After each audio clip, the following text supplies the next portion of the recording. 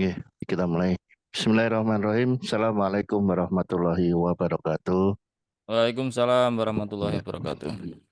Alhamdulillahirrahmanirrahim. Salatu wassalamu ala asrafil anbiya wal mursalin wa ala alihi washabihi ajmain amma ba'd. Alhamdulillah, kita berjumpa lagi, kita bertemu lagi pada malam hari ini, yaitu malam Kamis, sesi-sesi yang kita tunggu-tunggu, yaitu sesi curhat bersama Sinse.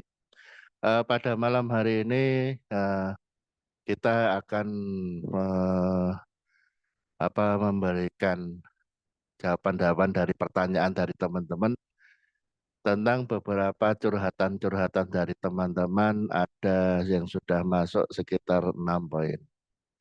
Jadi mungkin kalau yang baru mengetahui atau baru ikut eh, acara kita seperti ini, bahwasanya eh, kita mengadakan ini.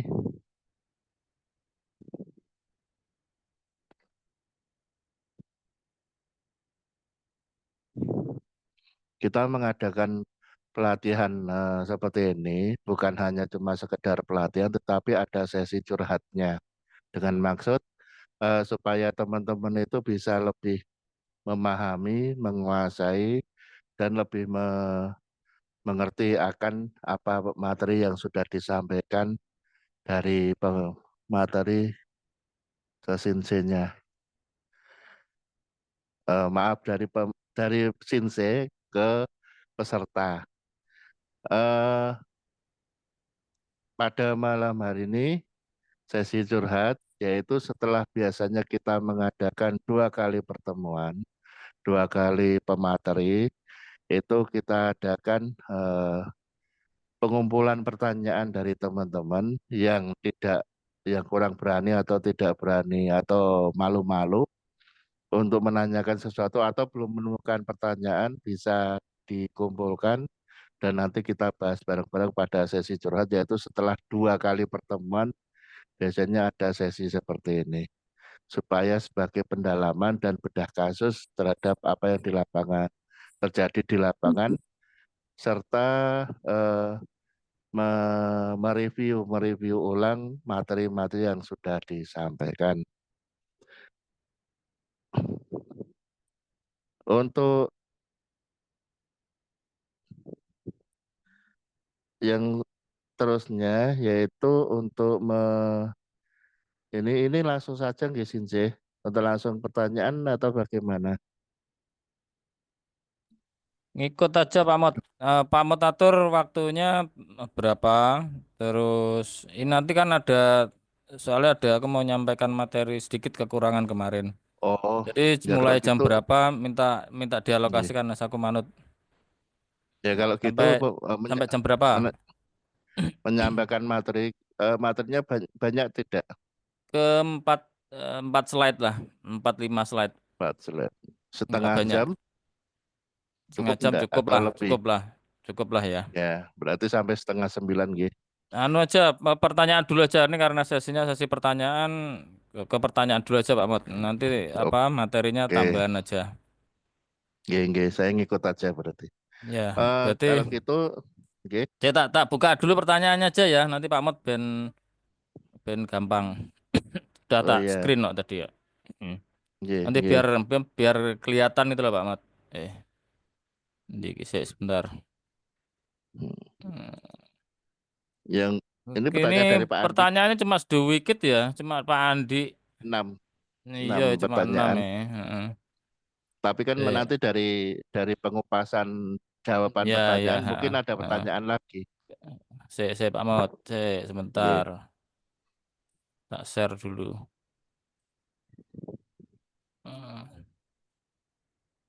Hmm, nyam nyam nyam nyam. Kelihatan enggak Pak Maut? bentar. Kelihatan enggak? Pertanyaannya Iya, kelihatan enggak? kelihatan. Dah, monggo dimulai. Pertanyaannya Hmm. kelihatan. Ya, baik. Ap- Untuk gimana? Apa Pripun? tak anu dulu ya? Tak kasih preview dulu ya. Monggo Nanti silahkan. baru Pak Maut ke pertanyaan. Jadi Yes. begini ya Bapak Ibu yang ikut kelas-kelas saya ya. Jadi materi itu kadang itu kalau pas disampaikan aja itu seperti apa ya dalam tanda kutip seperti mendongeng. Kadang kita itu cuma mendengarkan sambil apa ya sambil terbuai gitu. Akhirnya ngantuk jadi enggak bisa terserap, enggak bisa terabsorpsi gitu loh. Jadi kalau pengen materi itu bisa dimengerti, silakan ditanyakan. Entah tanya sebanyak-banyaknya. Entah nanti saya bisa jawab apa enggak itu urusan lain. Yang penting dengan bertanya itu bukan kita itu apa ya, bukan kita itu bodoh bukan, tapi kita itu melatih sen kita atau kecerdasan kita itu ber ini loh kritis dan kreatif. Nah, itu satu, melatih melatih logika kita, melatih pikiran kita itu kritis dan kreatif. Itu yang pertama. Terus yang kedua, kita nanti bisa dapat informasi tambahan dengan diskusi. Dan saya sendiri sebagai pengampu jadi tahu sisi-sisinya. Oh, ternyata di sini ya saya yang ndak apa itu ndak menyampaikan atau kurang menyampaikan. Nah, itu kita tambal di posisi apa ini tanya jawab ini di posisi curhat ini. Atau mungkin dapat studi kasus. Nah, itu juga seru nanti dibahas di sini. Nah, nanti kalau misalkan saya tidak bisa jawab, tak pending dulu. Nanti tak cari-cari literatur, tak cari-cari apa namanya referensi, nanti bisa jawab. Jadi kalau kalau memang tidak bisa jawab, ya saya tidak tak jawab. Saya bilang tidak bisa kan, memang ilmu saya terbatas, jadi memang butuh referensi lain gitu loh. Tapi kalau saya bisa jawab, pasti tak jawab. Nah, kita aja Pak Mat reviewnya, monggo dilanjut. Ya. Terima kasih. Besok lagi tambahan. Kalau seandainya teman-teman mau bertanya, ditambahkan nama sama asal kota. Karena ini ada kata Pak Bu Admin ada nilainya.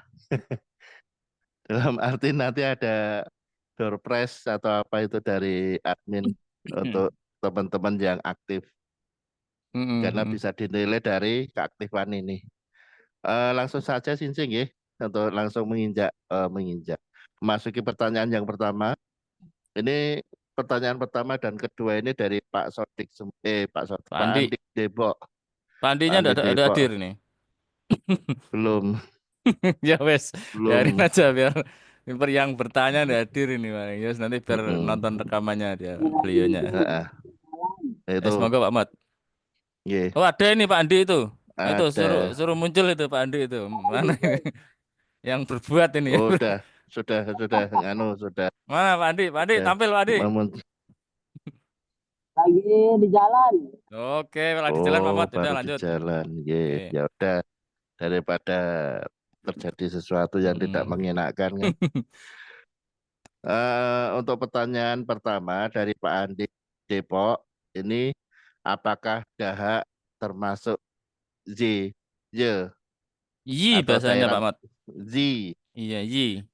Y Artikulasinya yi. atau cairan kental? Toleran kental. Itu Ah. Oke, tak langsung jawab atau langsung aja ya. ye, Satu-satu kita langsung jawab Mat Wan? ya. Oke, biar Oke, enak. siap. Jadi, apakah yi itu ada itu termasuk yi? Oke. Jadi saya buka dulu mana ya? Saya banget. Tak buka dulu jin yi.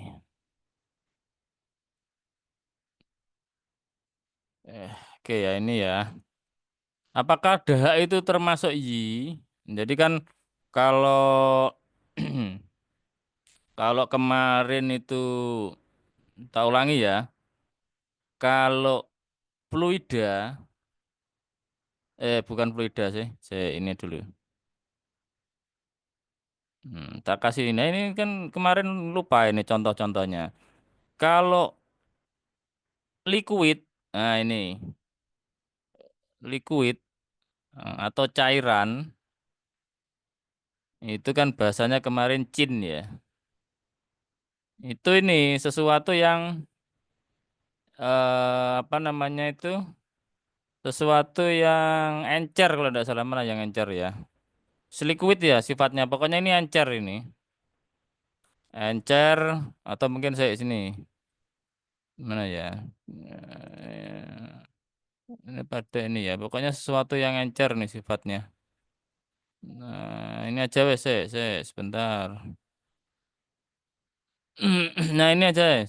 Ini ada ini. Ya. Cin atau liquid itu sesuatu yang encer, sedangkan yi itu keruh, berat dan pekat ya. Itu pengertiannya. Contohnya apa ini? Contoh cin ini. Nah, kita bahas contoh dulu. Contohnya ini yang paling gampang itu air liur. Nah, air liur kita itu cin termasuknya. Liquid. Nah, terus yang kedua itu air mata. Nah, terus misalkan lagi apa ya yang air liur, air mata, keringat. Nah, itu. Keringat itu juga termasuk. Terus apalagi ya yang termasuk jin ini ya. Yang paling mudah tiga ini karena dia ini sifatnya apa ya beredar di permukaan dia ini. Di lokasinya di permukaan kulit jin ini. Sedangkan yi itu lebih pekat dia. Jadi sifatnya itu keruh, berat dan pekat. Misalkan contohnya ya. Ini karena dia ini beredarnya itu di interior, di dalam tubuh, maka dia itu tidak bisa dilihat dari ini ya, dilihat secara kasat mata dari luar ya, karena sifatnya dia ini di dalam tubuh. Ini misalkan cairan-cairan ini loh, cairan sendi, sinovial sendi. Jadi cairan-cairan sendi itu termasuk I ini. Terus cairan tulang, cairan tulang belakang. Terus sumsum, cairan sumsum. Nah, itu termasuk juga. Terus yang jadi GERD itu lambung atau mungkin apa ya? Bubur itu mungkin ya cairan gitulah. Eh, Asam lambung gitu loh. Apa ya, asam lambung. Jadi asam lambung itu termasuk yi ya. Jadi dia keruh. Makanya kalau naik sampai ke tenggorokan itu rasanya nggak enak sama sekali, bau dan sebagainya. Bikin apa namanya? Bikin sensasi kayak hambar atau bahasa Jawanya itu umor. Nah, itu watak atau sifat dari Y ini. Nah, pertanyaannya apakah dahak itu masuk Y? Nah, dahak itu apakah masuk Y? Ya. Kalau dari sifatnya ya. Jadi jawabannya ya. Dari sifatnya maksudnya. Jadi dari tanda-tandanya dia itu keruh, terus pekat, meskipun ada yang encer ya, cuma secara keseluruhan dia ini kan anu toh, apa namanya mengental toh. Terus berat ya. Karena Chin ini kadang itu kalau yang Chin ini kadang itu dia seperti apa ya namanya? Ya sewencer gitu loh, bening gitu dia ini. Kalau ini nggak keruh pekat ini. Nah, itu kalau kata-kata dahak itu biasanya putih warnanya. Jadi warnanya putih. Meskipun ada yang mungkin ada yang bening cuma kalau yang namanya sudah dahak itu yang sudah jadi dahak itu warnanya putih. Terus nanti kalau sudah parah dia bisa menjadi kuning. Nah, jadi kalau dilihat dari wataknya, dia ini memang mendekati mendekati Yi ini. Tetapi aslinya Da itu bukan Yi ya aslinya. Da ini patogen. Dahak itu sama dengan aslinya itu Jin Yi. Jadi Jin Yi itu ya masih seluruhnya gabungan Jin sama Yi yang mengalami stagnan. Nah, Dahak itu awalnya ini. Perjalanannya. Jistakian terus dia menjadi semacam kayak uap, itu namanya lembab. Nah, gitu loh. Jadi ini sama dengan aja, bukan jadi ini ya. Ini sama dengan.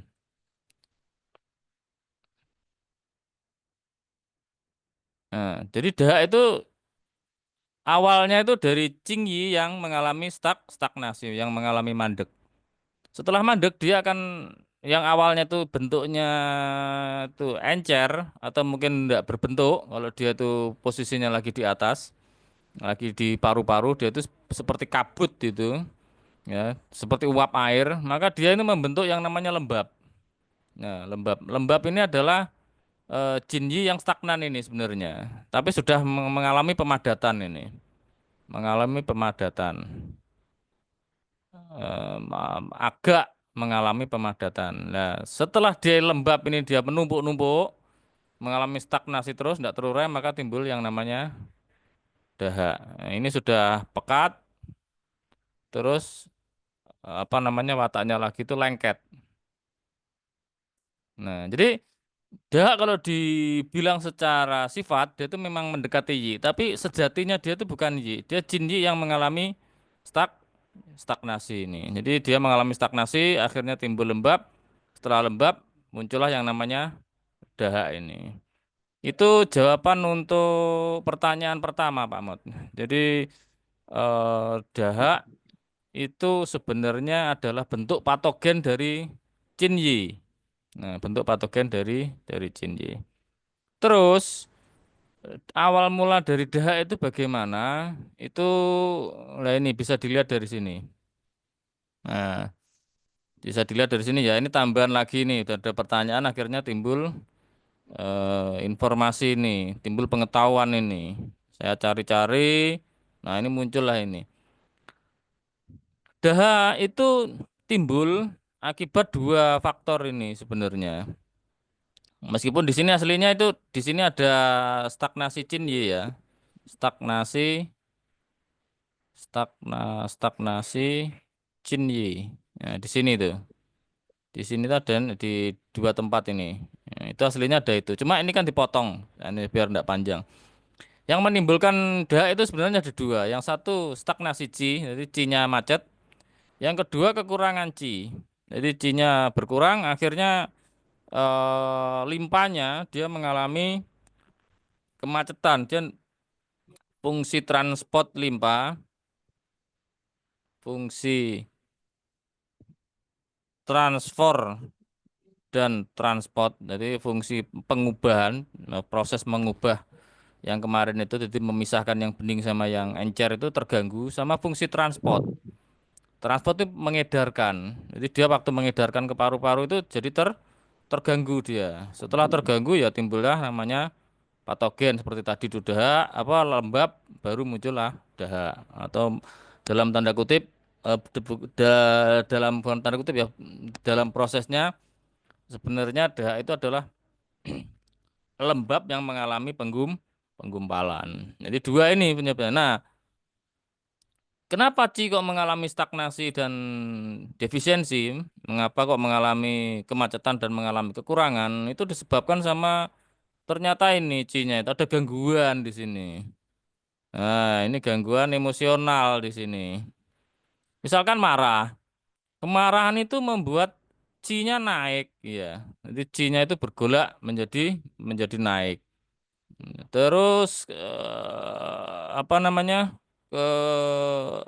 Joy itu anu ya, apa namanya? Kesukacitaan. Jadi kesenangan yang sifatnya itu berlebihan. Itu menghambat Ci ya. Itu Ci-nya jadi lambat. Terus shock, shock itu ngeri. Jadi melihat sesuatu yang ngeri itu Ci jadi buyar. Terus kesedihan, kesedihan itu melarutkan Ci. Jadi Ci-nya jadi apa? Jadi tidak bisa punya tenaga dia karena apa namanya mirip skater ini dia. Melumer jadi tidak bisa fokus.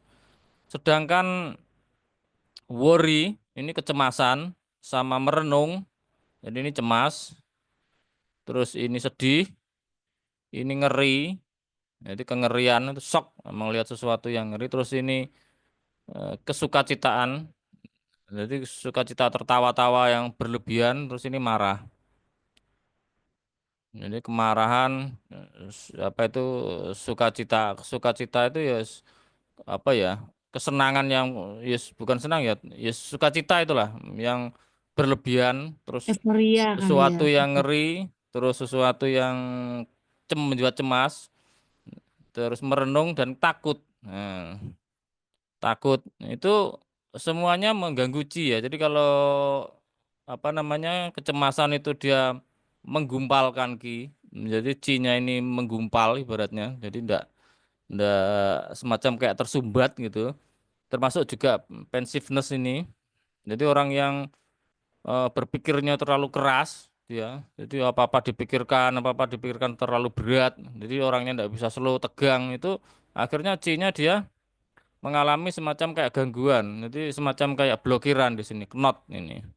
Sedangkan fear itu C-nya tidak bisa naik, turun C-nya. Jadi cenderung turun. Makanya kalau zaman dulu itu kalau ada anak kecil melihat ya apa ya bahasanya itu hantu atau melihat sesuatu yang takut itu dia terkencing-kencing. Nah, itu terkencing-kencing itu berarti C-nya dia mendorong turun ke bawah. Dan akhirnya kandung kemihnya tidak bisa nahan. Akhirnya eh, beser. Nah, itu gangguan-gangguan C. Nah, gangguan-gangguan C ini nanti yang tinggal yang dominan yang mana? Mau mengarah ke sini atau mengarah ke bawah dia, mau mengarah ke stagnasi atau ke defisiensi yang nantinya akan menimbulkan dahak. Meskipun di sini dipotong nih prosesnya ya, padahal ini masih panjang prosesnya karena di sini ada limpa di situ. Pertanyaan pertama begitu saja Pak Mat. Kira-kira cukup. Pertanyaan kedua,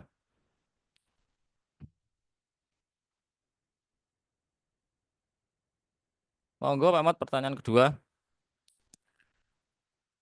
Pertanyaan kedua, Ini pertanyaan tidak tak ini slide-nya nggih. nih. Dari Pak Sotik, Mbak Sotik, Pak Andi Depok. Masih Pak Andi. Ya, mm-mm. Ini ada pasien yang antara pikiran sama perkataan itu berbeda, tidak sinkron Mm-mm. antara yang mau Mm-mm. diucapkan ternyata keluarnya beda. Dia mengatakan mau bilang piring tapi malah bilang sendok. Ya, contohnya seperti itu. Ini kecerdasan sen mana yang terganggu? Ya, jadi ini materi kelas truk ya sebenarnya. Cuma ya enggak apa-apa, tak bahas di sini. Bahasa, jadi kemampuan untuk berpikir, terus berbicara, berbahasa, terus menyimpulkan, itu kemampuan kognitif, Pak. Ini kemampuan kognitif. Jadi kalau kita bawa ke sen, nah, kita bawa ke sen, mana tuh sen kemarin itu? Jadi fungsinya nanti fungsi ini.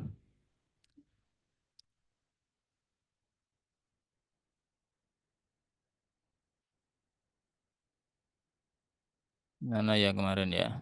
Nah ini fungsi masih tak coret-coret ini. Masuk yang fungsi kognitif ini ya. Nah ini 9.5 itu dia masuk di sini. Jadi gangguan sen yang berkaitan dengan kognitif mengacu kepada proses mental tingkat tinggi, memori dan berbahasa. Nah ini loh. Nah, kata-kata berbahasa ini berbicara dia ini. Jadi terganggu. Ya, pemecahan masalah dan pemikiran abstrak atau abstract thinking kemarin itu. Jadi memikirkan sesuatu yang sifatnya itu tidak terwujud. Jadi misalkan kayak mau mendirikan organisasi itu kan sesuatu yang tidak apa namanya?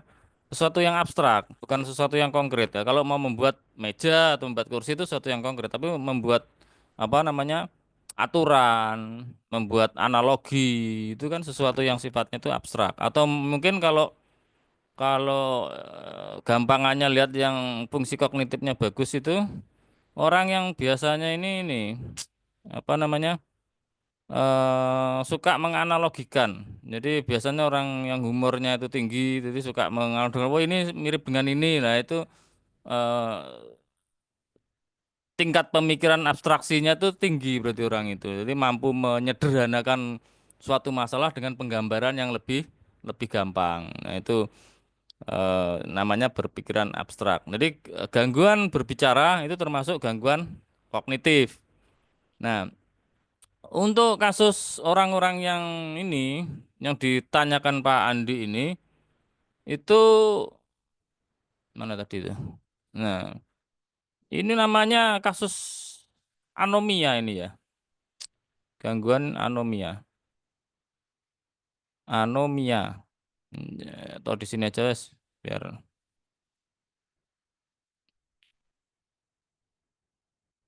anomia. Jadi gangguan bicara di mana pasien sulit menemukan kata ya, sulit menemukan kata atau objek, bisa kata, bisa objek terhadap sesuatu yang dipikirkan.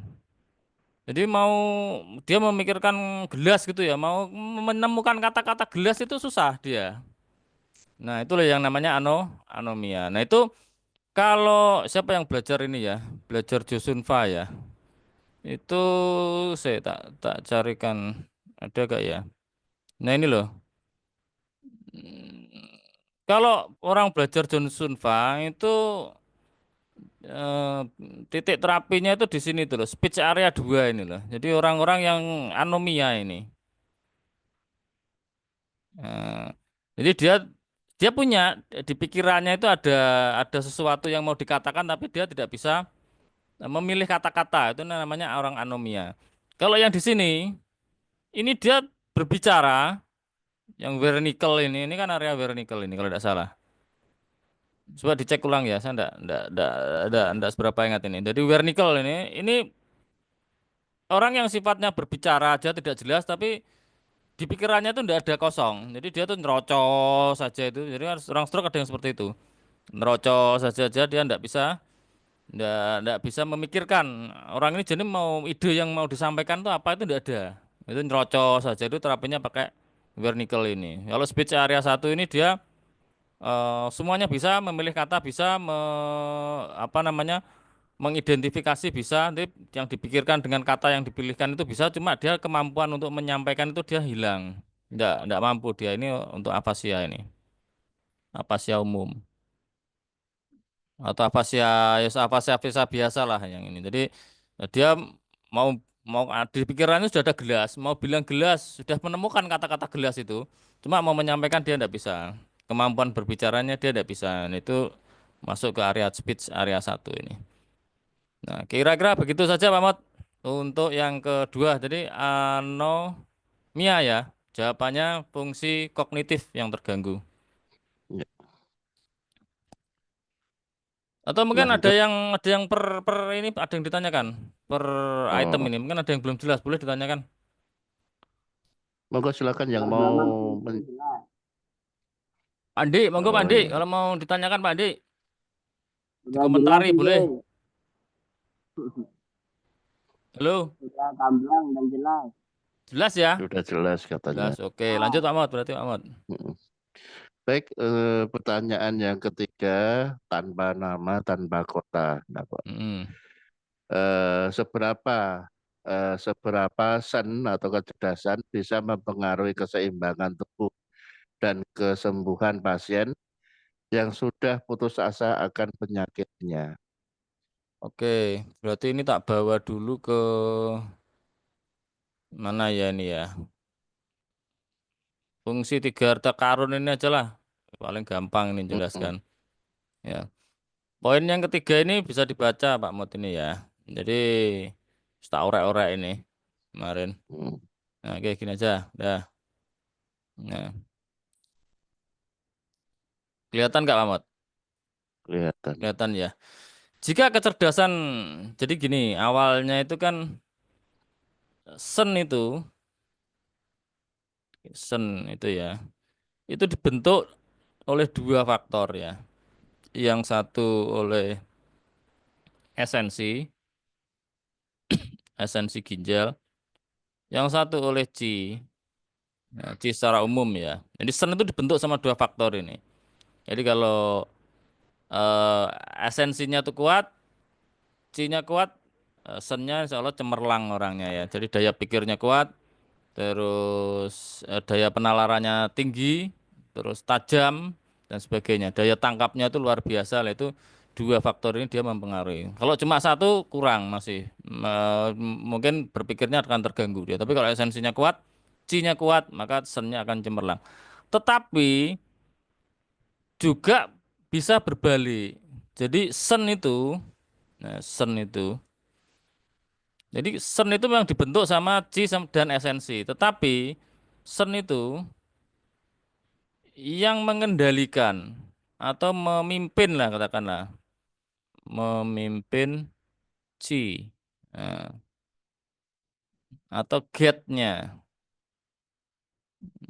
Jadi tanpa sen ini, C ini akan nggak karu-karuan Pak Mat, ininya, jalannya itu yang harusnya dia ke atas jadi ke samping, jadi ke bawah, jadi tidak karu-karuan dia. Jadi sen inilah yang apa namanya menunjukkan atau dalam tanda kutip dia memandu. Nah ini loh, get ini dia memandu Ci supaya berjalan atau bersirkulasi dengan semestinya.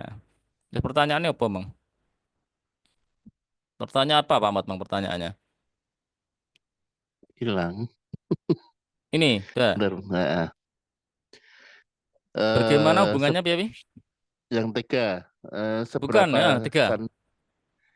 sen atau kecerdasan bisa mempengaruhi keseimbangan tubuh dan kesembuhan pasien. Iya, jadi setelah tak bahas di tadi, apakah dia mempengaruhi? Jelas mempengaruhi, karena di sini tadi tuh.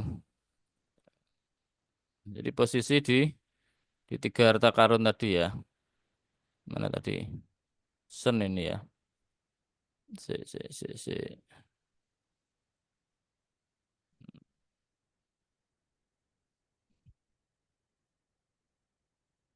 Ini Jin Yesen.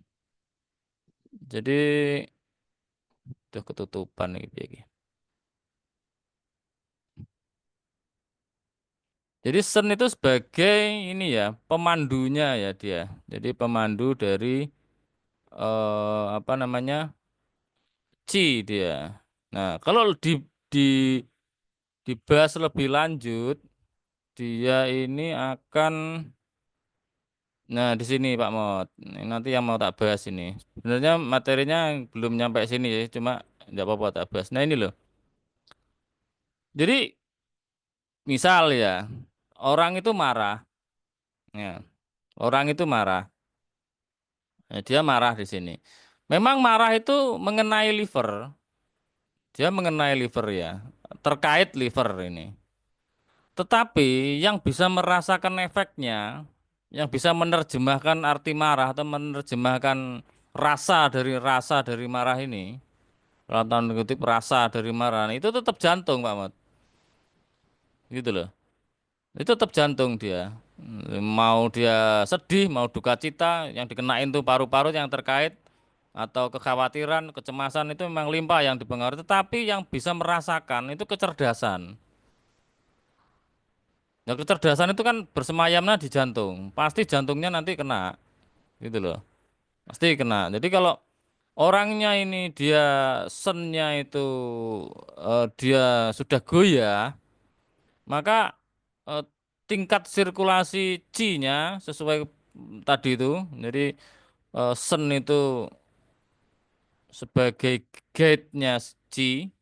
Jadi apa namanya? Pemandu atau guide-nya ya yang memandu.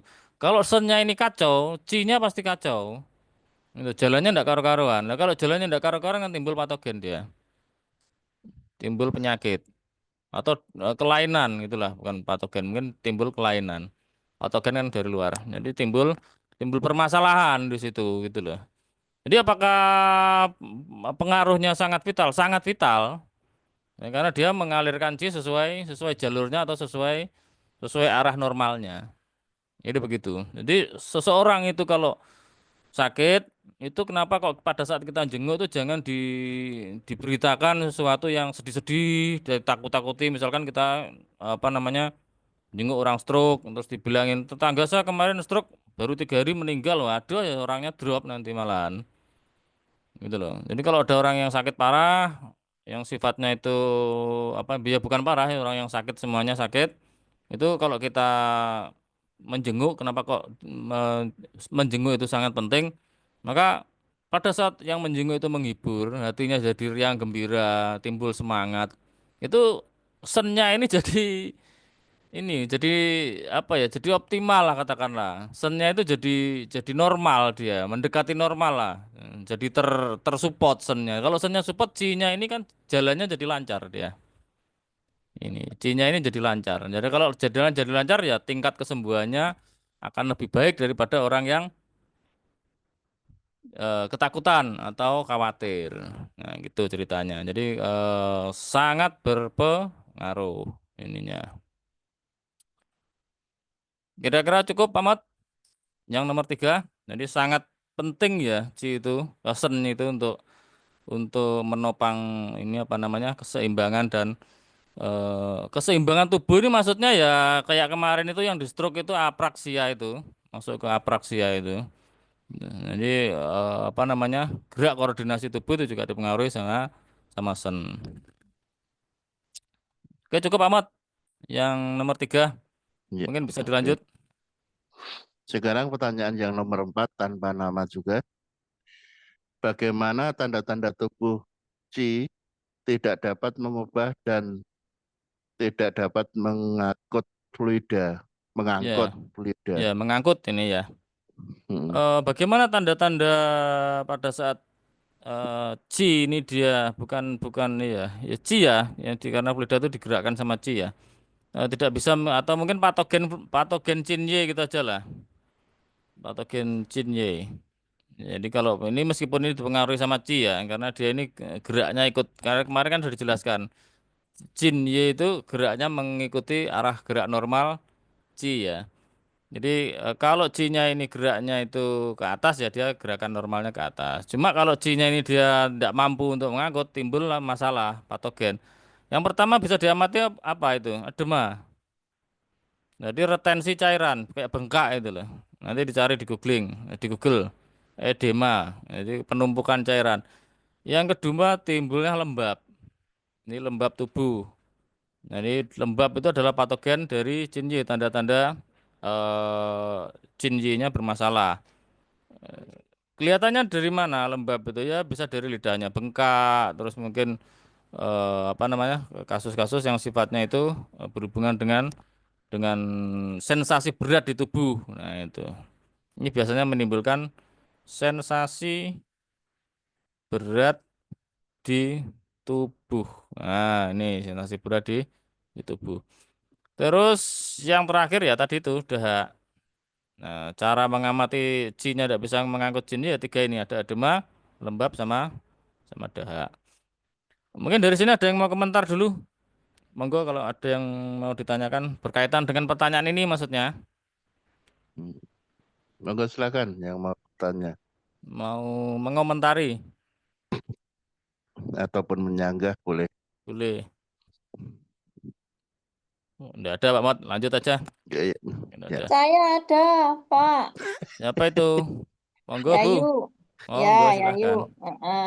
Bu Yayu. Silakan, Ya. monggo komentarnya Bu Yayu. Monggo Ah, Bu. Nggih. Masalah Cinye yang Mm-mm. gerakannya kan mengikuti Ki. Nah, itu Mm-mm, mm-mm, mm-mm, dengan ditandai yang pertama edema, yang kedua lembab atau patogen tubuh, yang ketiga dahak. Nah, mm-mm, yang saya tanyakan masalah dahak. mm-mm. Nah, karena dahak itu sering sekali eh di apa ya, maksudnya di tubuh itu loh maksudnya. Mm-mm, bener. Nah, biasanya yang sering dahak keluar itu bangun tidur itu langsung ada dahak yang di tenggorokan ini loh, lengket itu Mm-mm. bagaimana? Apakah termasuk cinyennya itu kacau atau stagnasi? Ya, ya gitu aja Bu Terima kasih. pertanyaannya. Bu Nggih, Yayu. nggih, Itu ya. matur Jadi nuwun. apakah gimana Pak Mat tadi pertanyaannya? Intinya kalau tiap pagi itu sering keluar dahak itu Apakah cinjenya bermasalah atau enggak gitu mm-mm, ya tadi ya? mm-mm. Ya bermasalah Bu. Jadi pokoknya timbul dahak itu berarti ini Bu Yayu apa namanya sirkulasi cinjenya enggak bener dia itu. Karena dahak itu kan tadi itu alurnya lembab. Jadi cinjenya bermasalah, cinjenya bermasalah, akhirnya timbul lembab. Nah, lembab ini dia menggumpal-menggumpal akhirnya timbul materi. Lembab ini belum materi ini, tidak terwujud ini. Tidak kasat mata. Kasat mata itu Pak Mat. Terlihat apa tidak terlihat Pak Mat? Kasat mata itu. Gaib. Tidak Gaib terlihat. itu. Tidak. Gaib. Pokoknya intinya tidak terlihat itu aja Bu ya. Tidak terlihat itu ya. Tidak terlihat. Ya, ya. Nah, ini kalau ini sudah menumpuk-menumpuk-numpuk timbulnya namanya dahak. Nah, jadi kenapa kok dahak itu tadi dipengaruhi sama emosi? Ya karena emosi itu berkaitan dengan limpa. Misalkan orangnya pemarah, ya liver itu kan enggak mempengaruhi cairan, Pak. Tapi kok dia menyebabkan dahak? Iya, livernya enggak mempengaruhi cairan, lah, tapi dia menindas limpa. Jadi kan kalau 5 unsur itu kan liver di sini, jantung di sini ya, terus limpa di sini. Nah, dia ini kan menindas ini dia. Gitu Bu ceritanya. Jadi ini enggak berpengaruh secara langsung orang yang pemarah ini tadi, tapi dia atau mungkin orangnya sensitif baperan itu kan ininya sumbernya di liver juga itu. Nah, itu yang kena itu ininya Bu. Livernya yang bermasalah tapi limpanya yang ditindas sama livernya. Akhirnya tidak bisa normal kerjanya. Timbullah namanya gangguan sirkulasi itu tadi, transport dan transformasinya bermasalah. Itu bisa. Atau mungkin pas cuaca-cuaca seperti ini kan sering orang ini apa namanya gampang masuk angin. Nah, itu juga ininya ini apa namanya terserang patogen dari luar ininya apa paru-parunya. Akhirnya berpengaruh terhadap limpanya. Limpanya jadi sirkulasinya ke paru-paru jadi tidak optimal ininya, mandek. Akhirnya timbullah yang namanya dahak itu tadi tuh, lembab terus jadi dahak. Gitu bisa yuk, bisa diterima? Nggih, terima Bisa Bu kasih. ya. Jadi tetap Nggih. bermasalah Bu ininya, cinjinya. Terapinya bagaimana ya diurai dahaknya itu. Jangan dikeringkan ya. Jadi kalau kita itu beli ya, Pak Andi itu nyapa Pak Mot. Kok itu Pak Mot, Pak Ya, Andi itu kenapa ken itu? Mengacungkan kena tangan itu. enggak, Tidak ada ya. Jadi tetap aja enggak. Bu bermasalah dia. Jadi di terapinya gimana ya? Lagi Pak Mot, raise hand lagi itu. Oh, di tempat saya enggak ada ya. Biar nanti aja, Ini jangan Pak Mot selesaikan pertanyaan dulu Pak aja. Mot di chat Pak Mot ada pertanyaan di chat. Nutut pernah ya waktunya ya. Gak apa-apa ya dibahas aja ya. Gue nambah-nambah sidik gak apa-apa waktunya ya. Ini kan santai aja ini. Yuk Diselesaikan materinya dulu aja. sampai jam 9 gitu ya. Nanti Iya. dicukupi kalau jam 9.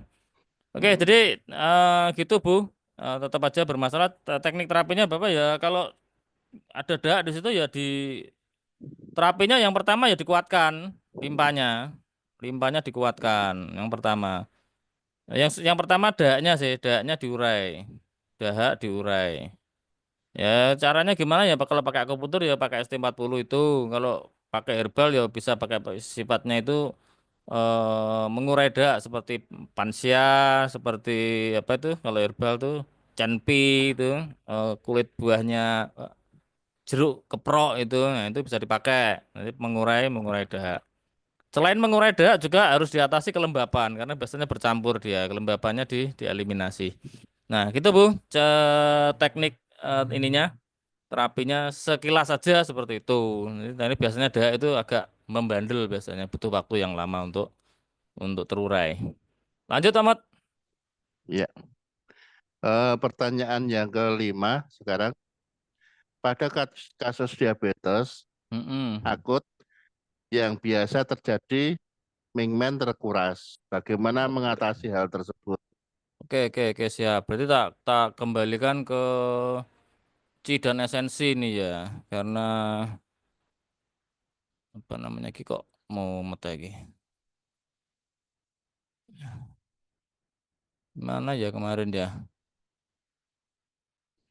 Duh, duh, duh, duh, duh. Oh ini ya. Saya tak carikan dulu Pak Mat. Ada gak ya? Ci dan esensi. Oh ini saya. Nah ini. Jadi diabetes. Ini kelihatan Pak Mat ya? Kelihatan enggak Pak Mat? Halo. Atau yang lain kelihatan enggak ini? Kelihatan, kelihatan. Kelihatan Kelihatan, ya. kelihatan. Diabetes itu rata-rata ya. Ini tak pukul rata-rata aja. Itu nanti dibahas di bab panas darah ya. Nanti di bab selanjutnya ada atau di bahasan selanjutnya ada panas darah. Panas darah. panas darah, atau heat blood, ini panas dalam darah. Nah, jadi panas dalam darah ini menyebabkan kekeringan. Nah, kekeringan internal. Nah, setelah kekeringan internal ini kan berarti wis panas, kering itu ibarat seperti lahan pertanian yang di musim kemarau itu retak-retak seperti itu, cairannya kena luka, izinnya kena luka. Nah, seperti itu. Tapi kalau sudah lama itu akhirnya kena dua-duanya. Izinnya kena, yangnya juga kena. Dalam arti mingmennya kena. Nah, ini sudah kalau ini kena tahap akhir diabetes ini. Jadi lidahnya itu licin, berair, biasanya itu tipis, terus orangnya sering kedinginan, pinggangnya itu apa namanya sering pegel, kakinya sering pegel, terus nanti bisa jadi kalau sudah parah fungsi ginjalnya menurun, mungkin kreatininnya tinggi, terus apa itu ya parameter-parameter ginjal itu loh, kreatinin, terus ureum dan sebagainya itu mengalami peningkatan atau mengalami ketidaknormalan. Nah, itu sudah itu berarti sudah gangguan di fisik ginjalnya, fungsi ginjalnya sih bukan fisiknya. Nah, apakah Mingmen itu bisa diperbaiki? Yang bisa kita lakukan karena ini sifatnya Mingmen itu adalah prenatal ini ya. Mingmen itu berasal dari ayah ini loh. Nah, ini berarti yang semuanya di sini kan prenatal ini. Prenatal.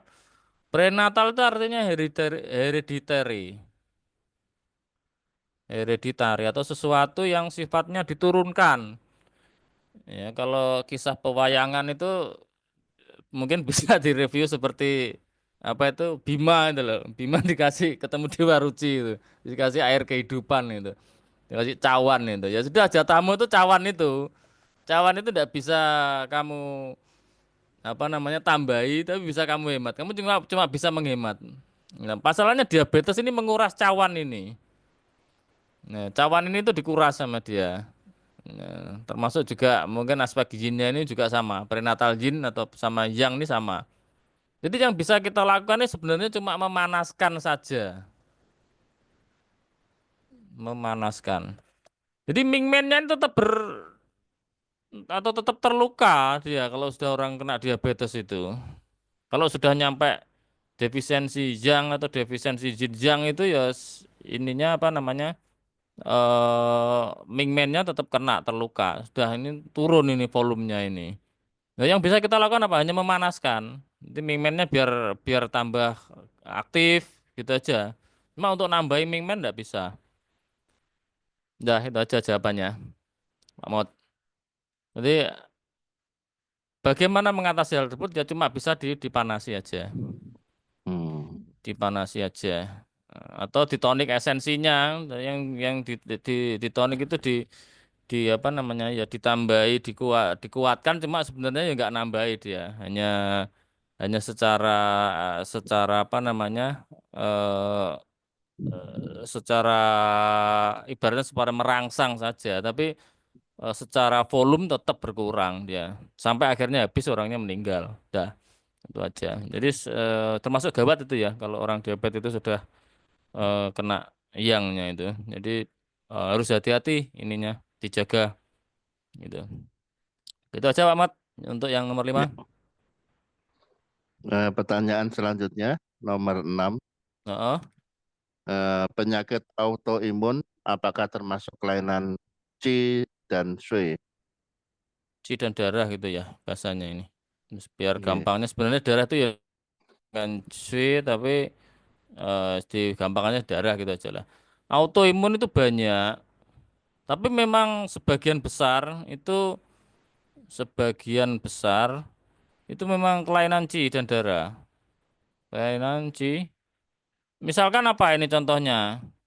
Yang paling sering itu kan lupus itu. Penyakit lupus itu. Terus mungkin ada lagi alopecia. Nanti alopecia ada. Bebas. Terus mungkin apa lagi ya yang sering itu. Alergi atau diabetes. Diabetes itu juga autoimun kalau yang tipe 1. Jadi terus apa lagi ya yang sering apa itu kena itu. Hipertiroid. Nah, hipertiroid itu juga bisa. Kasus gitulah pokoknya. Autoimun tuh kalau di medis kan apa sel darah putih menyerang tubuhnya sendiri kan begitu. Jadi logarit apa Pak Ahmad kalau bahasa bahasa apa ya logik kalau bahasa orang pemrograman itu logiknya kacau atau gimana itu pemrogramannya kacau. Jadi apa namanya eh, awalnya itu diprogram ke sana tapi dia kacau akhirnya nyerang nyerang dirinya sendiri. Itu. Binary. Ya, itu pokoknya programnya salah lah itu. Jadi tidak terdeklar. Psoriasis, nah itu psoriasis, terus apa lagi ya? Multiple sclerosis. Nah, pokoknya penyakit-penyakit yang aneh-aneh itulah. Jadi yang nggak umum. Nah, itu biasanya berkaitan dengan C. Cuma eh, ada yang beberapa tuh saya lupa ya.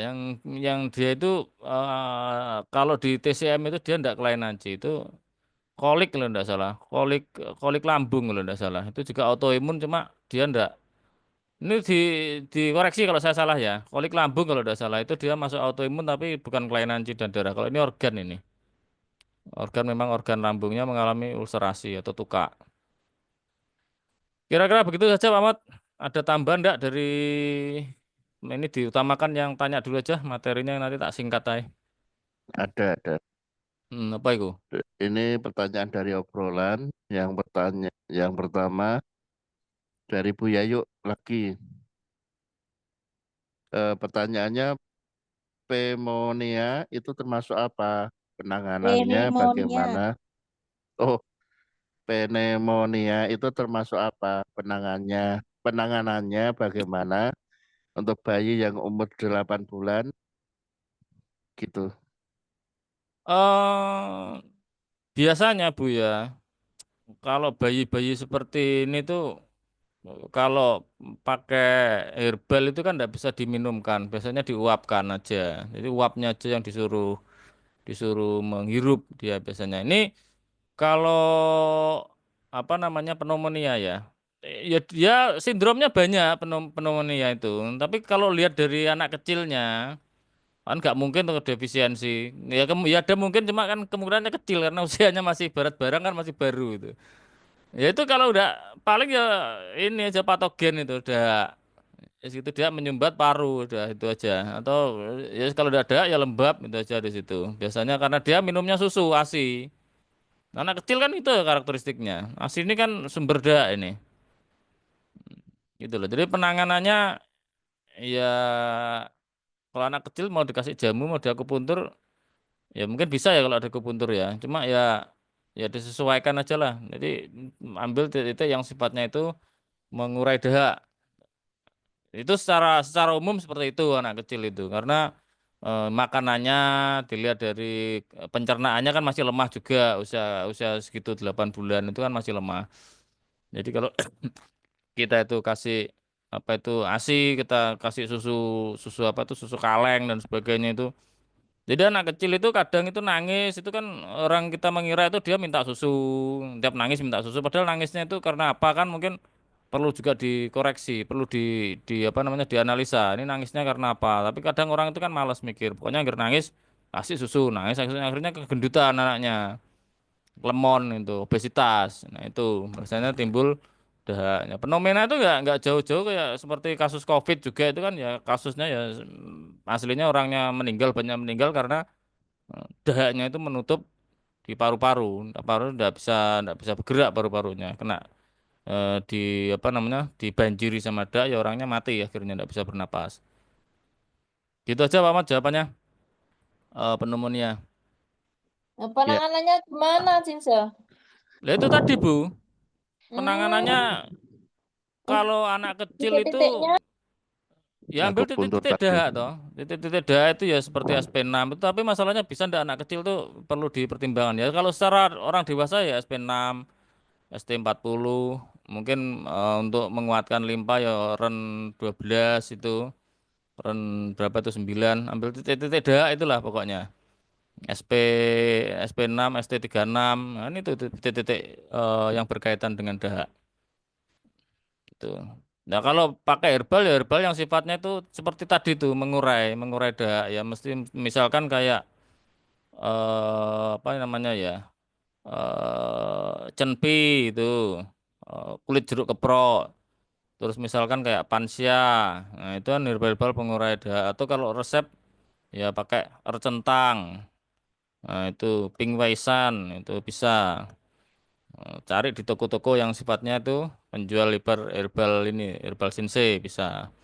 Nanti kalau bayi gimana ya, tinggal diuapkan aja. Biasanya kalau saya tak suruh menghirup aja, karena kalau anak segitu kan pencernaannya masih lemah. Tuh. Kira-kira begitu Bu jawabannya untuk kasus pneumonia ya. Ya. Ya, terima kasih. Bu Tetap Ayu. ASI nggih, Sinja. ASINya kan tetap diberikan gini, Sinja. ASI tetap Bu, cuma Hmm. yang susu kaleng itu loh yang perlu ditinjau ulang. Enggak, ini ASI. ASI tetap Ya, dikasihkan karena kan ASI. Enggak bagaimanapun susu. kan itu sudah, maksudnya sudah, kalau ASI kan berarti sudah komposisinya dan macam-macamnya kan sudah buatan buatan Tuhan Ya, ibaratnya itu. Jadi ya pasti cocoknya gitu loh. oke. Nah, itu kalau kecuali Makanannya anu, dikasih susu kaleng, nah itu yang bermasalah itu kan kita tidak tahu di dalamnya itu ada gulanya atau apanya yang bikin, pokoknya dicurigai nih bu lembabnya sama dahaknya itu. nah itu Biasanya sih nggak pantangan jauh-jauh dari makan itu kok. apa? Kenapa? Pantangan makannya apa, Sinja? Pantangan makan. Anaknya sudah makan? Iya, sudah 8 bulan sudah makan. Ya pokoknya hindari yang dikasih buah-buah lengket kayak mungkin kayak apa, tomat, kayak apokat, kok tomat apa namanya itu pisang, kayak apokat itu ya hindari. Itu. Hmm. Ini secara umum Bu ya karena saya tidak melihat datanya ya. Tapi karena pneumonia ini juga bisa kayak COVID itu kan termasuk angin juga dipengaruhi dari luar. Patogen dari luarnya kan harus di apa namanya dilihat juga gitu loh. Tapi secara yang bikin anaknya tuh sesak napas itu biasanya karena dahaknya ini. Nah, dahak ini timbulnya dari mana kan? Anak kecil itu biasanya kalau kasus pneumonia itu kan dari luar, ada patogen dari luar itu. Itu loh masalahnya. Jadi di sementara dahaknya ya diurai dulu. Oh, ya nanti kalau kasus seperti ini butuh diagnosa Bu, butuh data dan sebagainya. Nah, itu nanti perlu dibahas. Tapi secara umum seperti ini, itu loh pneumonia itu. Ya sebenarnya kayak COVID juga tuh ya mirip-mirip ini kan. Nah, ada patogen dari luar, akhirnya dia menyerang paru-paru, lambung, dan akhirnya timbul lambung, tuh, limpa, akhirnya timbul dahak sama sama lembab. Ya nanti teknisnya gimana itu masuk ke konsultasi nanti itu karena sifatnya dia sudah harus membuka data, harus melalui penyimpulan, ya gitu. Oke Pak Mot, lanjut ya, Oke, biar nggak terima kasih. kemalaman ya, udah jam 9 nih maunya. Ayo Ya. lanjut. Ini pertanyaan selanjutnya ini dari Pak Andik lagi. Tadi setelah pertanyaan tadi yang pertama kedua itu timbul patogen karena cimacet, lembab sama edema. Mm-mm. Lalu patogen api itu timbul setelah cimacet dan dahak muncul atau api muncul baru dahak. Api muncul baru dahak. Patogen, ini maksudnya gimana Pak Mot? Gak paham aku ini pertanyaannya. Eh, Cinya macet, eh, timbul lebab, edema, lalu patogen api. itu Oh, timbul. maksudnya gini mungkin ya ini. Jadi untuk kasus-kasus stroke itu loh mungkin ya. Jadi eh ada orang itu konstitusi tubuhnya itu sudah apa namanya rentan dahak ya, rentan dahak. Terus dia itu ada emosionalnya di sini, emosional. Nah, dia ini di dalamnya sudah ada dahak nih, punya modal ini yang namanya dahak ini. Nah, pada saat dia apa ini emosional katakanlah marah, akhirnya timbul stagnasi di sini. Kalau lama-lama kan jadi api di sini, dari panas ini. Jadi api ini di sini. Nah, pada saat dia itu ketemu yang namanya dahak ini, timbullah dahak api gitu loh. Jadi dia bergabung di sini. Kalau timbul panas ya lembab panas atau dahak panas gitu loh. Jadi eh, pertanyaan tadi itu yang apa namanya? Pertanyaannya gimana Pak Mo tadi itu Pak Andi itu? Lebih duluan mana atau gimana tadi itu pertanyaannya? Pertanyaannya Patogen gimana Pak api. Mat? Lalu patogen api itu timbul setelah cimacet dan dahak muncul. atau api muncul baru dahak? Dahak dulu harusnya. Jadi ada dahak dulu, akhir bertemu dengan api, ya. Jadi apinya belakangan biasanya munculnya itu karena emosi dan sebagainya ketemu dahak di situ yang sudah ada.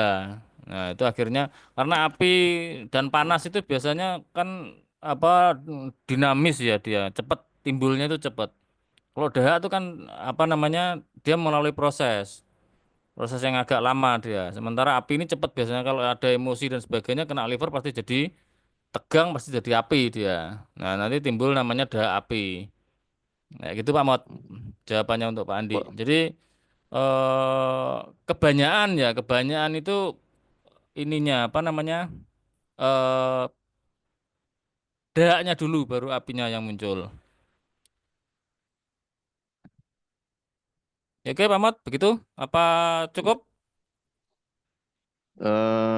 ini sudah kayaknya udah enggak ada pertanyaan. Atau Mm-mm. saya tanya boleh enggak? Boleh, boleh Pak Mot. Monggo. Satu aja. Eh, iya satu saja. Mm-mm. Untuk materi yang kemarin yang pertama itu ada Jingse itu dari apa? Dari ginjal itu kan dialirkan Tak ke, buka no. Apa? eh, Jin jin esensi ya?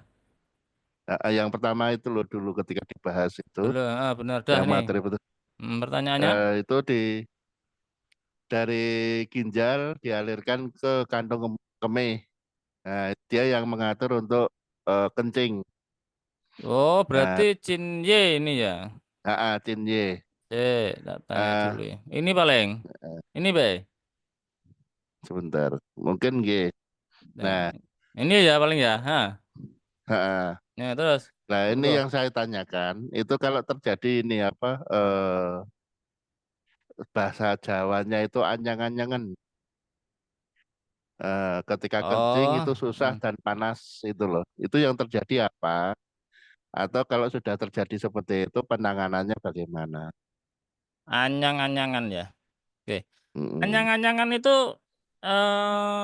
timbul di sini, Pak Mot. Apa namanya?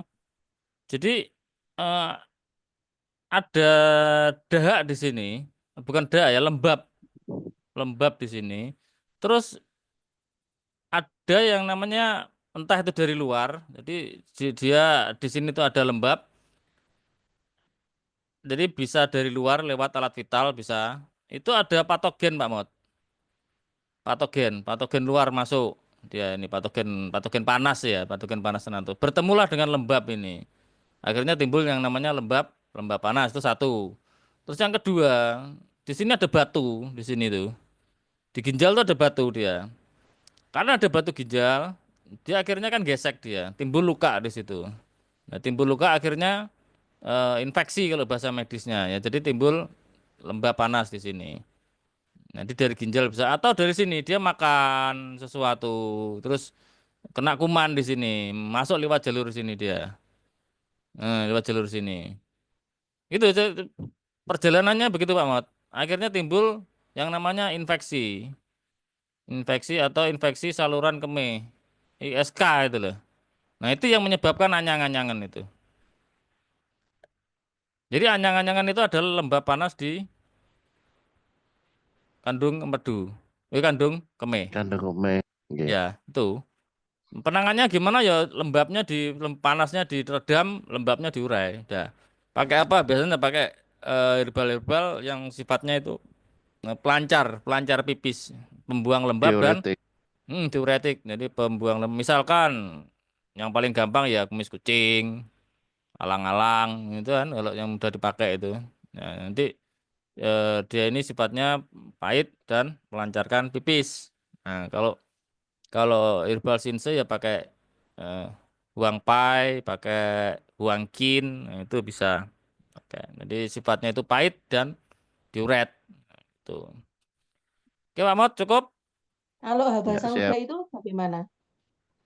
Siapa tanyain tadi itu? Siapa, Bu? Habba Sauda. Siapa Pak Mot takut iki? Itu Bumin. goib. Oh, alam goib. Piye, Bu? Tanya piye? Nggih. Hebat Kalau tuh Habba Sauda. Sauda, kalau Habba Sauda Apanya kan betul sifatnya Sauda? diuretik ya. Hah? Haba sauda Haba itu sauda. sifatnya diuretik nggih. Mosok toh? Nah, batu sauda itu panas loh, panas kering loh. Tapi terlalu Kalau banyak juga minum sering itu pipis. lebih sering. Coba dilihat lagi Bu, karena dia sifatnya ini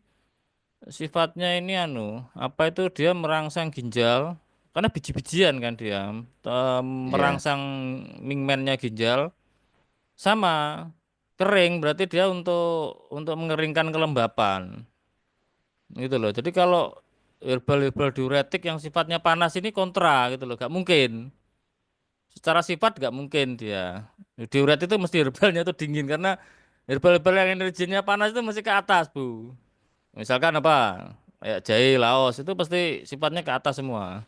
Nggak ada yang sifatnya ke bawah itu. Oh, nggih. Dah. Jadi Nggih, yang siap. pasti ya misalkan ya kayak alang-alang, kumis kucing apalagi apa tuh Pak Mot biasanya tapak liman atau apa tuh kalau itu. Jadi pasti itu dingin mesti di herbalnya itu dingin pahit. Ini mengarah ke bawah dia.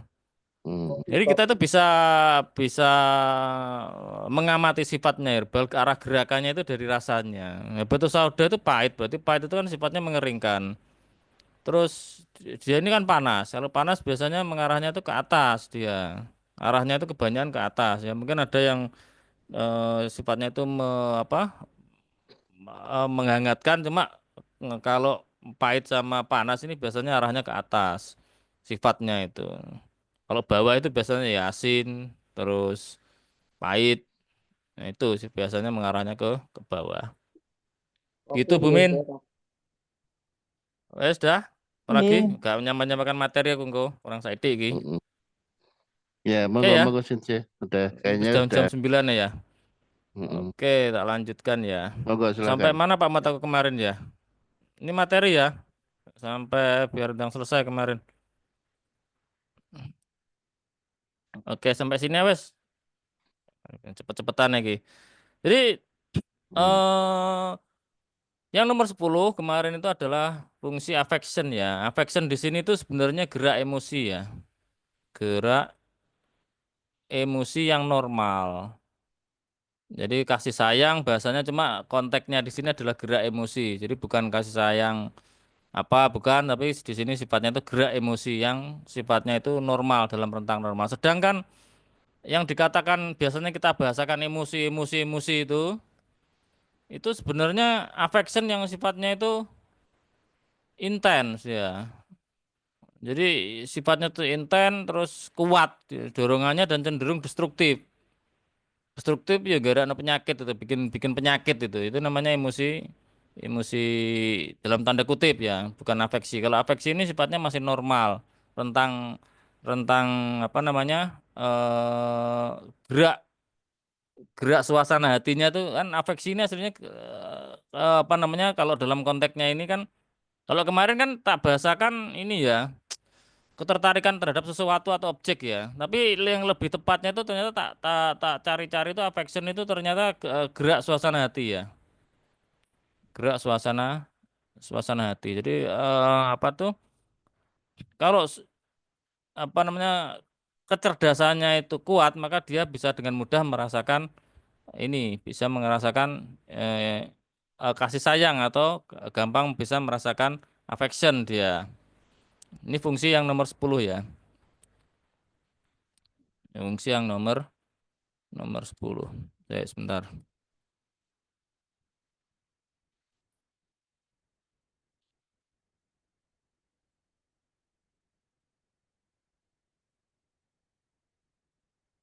Jadi emosi-emosi ini, jadi emosi-emosi affection ini itu terkait dengan organ ya, terkait dengan organ. Jadi ini bisa kita lihat di posisi ini ya. Nah tadi itu ya, ada gak ya? Kok gak ada ya?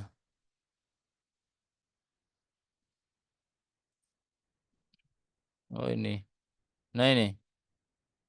Jadi semuanya itu apa namanya terkait dengan jantung ya. Jadi semua emosi itu semuanya pasti mengarah jantung. Kenapa kok jantung kemarin kita sebut sebagai kaisar itu ya karena yang bisa merasakan affection atau rasa dari gerak suasana suasana cuaca hati itu ya jantung gitu loh. Jadi misalkan kayak marah, marah ini yang kena memang hatinya, cuma yang bisa merasakan kemarahan, panasnya marah itu ya jantung.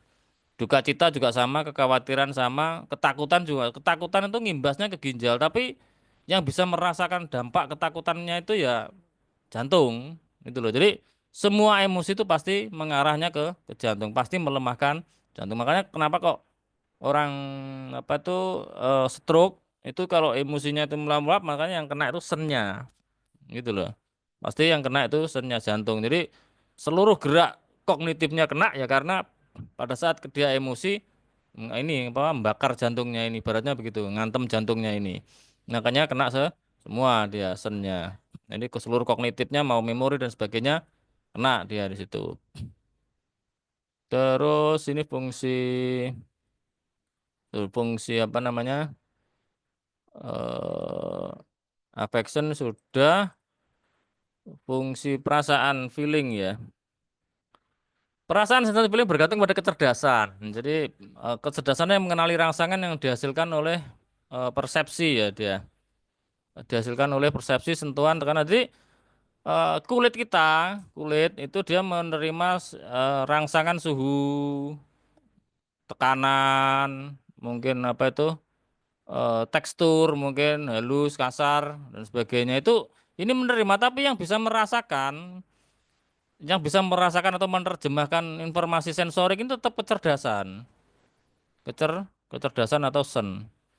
Jadi kalau orangnya sennya itu bermasalah, itu mati rasa sininya. Jadi nggak bisa mengenali suhu, tekanan dan macam-macam meskipun di sini ada tekanan dan sebagainya, tapi di otaknya atau di sennya itu dia nggak bisa mengenali itu karena rusak itu tadi itu. Nah, itu yang dialami oleh orang-orang yang mengalami stroke. Jadi sering kebas dan sebagainya itu ya karena itu. Sen itu di bawah darah dengan darahnya di situ mandek. Akhirnya dia nggak bisa merasakan karena aliran informasinya terhenti. Jadi nggak bisa dia mendeteksi ada informasi suhu dan sebagainya nggak bisa dia. Suhu, tekanan, tekstur dia nggak bisa karena jalur informasinya terputus pada saat mau ke sennya. Jadi sen ini mengalir bersama darah gitu loh. Kalau darahnya terblokir ya otomatis dia tidak bisa mengenali. Oke, itu fungsi feeling.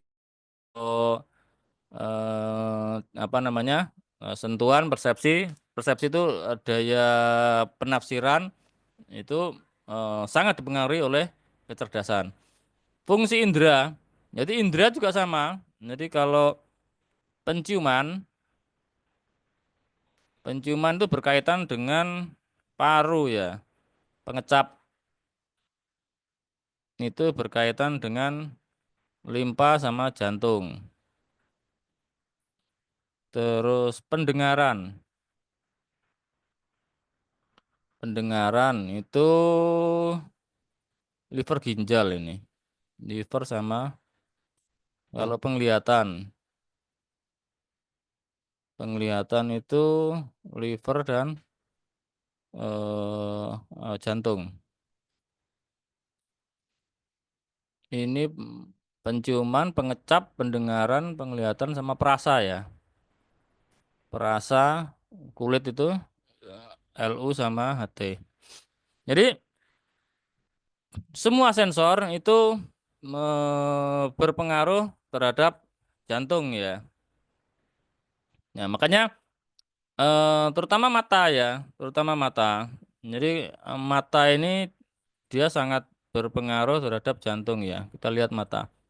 Mata jelas berhubungan dengan jantung, khususnya darah jantung dan Hun, nanti Huen ya bahasanya ya, kalau pembacanya ya, artikulasinya. Huen kemarin berkaitan dengan aspek liver ya, yang berkaitan dengan kreativitas. Nah itu, jadi dipengaruhi sama itu, mata itu.